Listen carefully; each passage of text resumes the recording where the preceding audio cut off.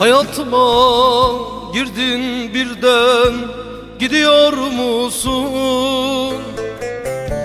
Eriyip de bittiğimi görmüyor musun?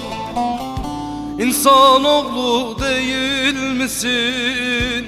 Yazıklar olsun.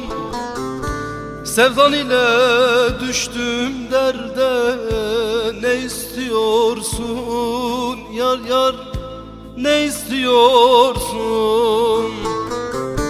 İnsanoğlu değil misin? Yazıklar olsun. Sevdan ile düştüm derde, ne istiyorsun? Zalim ne istiyorsun? Ne istiyorsun yar yar, ne istiyorsun? Sen beni tükettin ama ne istiyorsun? Zalim ne istiyorsun?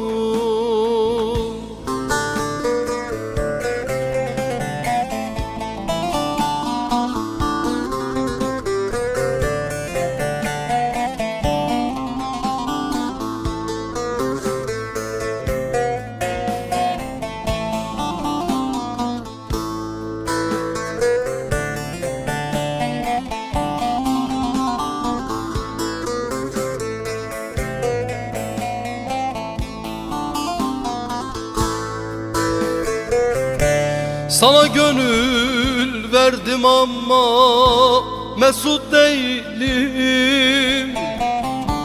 İnancım kalmadı ama mesut değilim. Benden çok yüce değilsin, sana eğilim. Seni sana veriyorum, uğurlar olsun. Yar yar yolun açık olsun. Benden çok yüce değilsin, sana eğilim.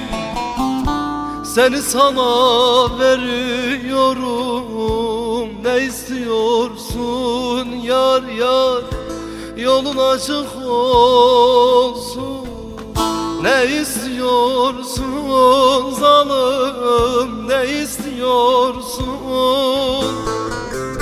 Sevdan ile düştüm derde, ne istiyorsun? Yar yar ne istiyorsun?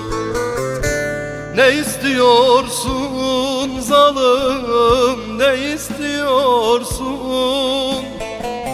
Sevdan ile düştüm derde, ne istiyorsun? Zalim ne istiyorsun?